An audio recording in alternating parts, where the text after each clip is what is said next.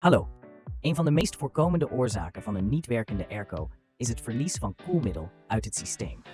Gelukkig heeft EasyKlima producten op de markt gebracht waarmee je dit probleem zelf kunt oplossen. In deze aflevering laten we je zien hoe je elk van onze producten kunt bijvullen in een auto met R134a koelmiddel gevoede airco. Ten eerste, zorg dat je veilig bent.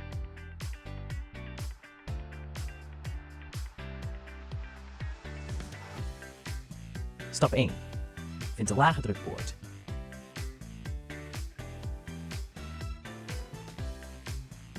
Dit is de enige aansluiting waarop onze slang past en ziet er zo uit.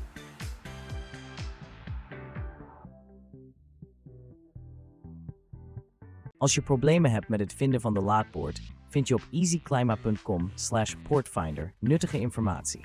Stap 2. Start de auto en zet de airco aan. Zorg ervoor dat je de laagste temperatuur en maximale toevoer hebt ingesteld. Nu we weten waar de laadpoort zit, de auto hebben kunnen starten en de luchttoevoer hebben kunnen instellen, kunnen we overgaan tot de derde stap. Maak de set klaar. Schroef het ventiel los.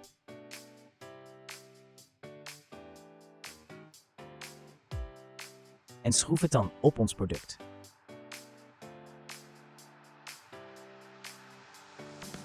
Sluit de slang aan op de poort. Maak de beveiliging los, druk in en je bent klaar. Beweeg het uiteinde voorzichtig om te controleren of het goed is aangesloten.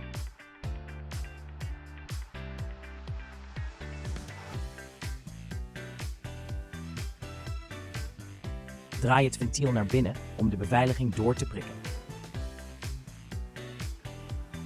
Keer de set om en begin met vullen door het ventiel los te draaien.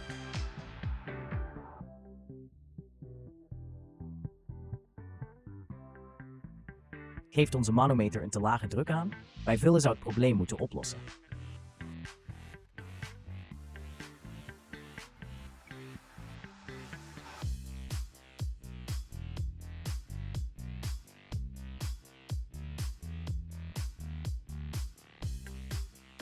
Als de manometer een te hoge druk aangeeft, stop dan met alle werkzaamheden en neem contact op met de service.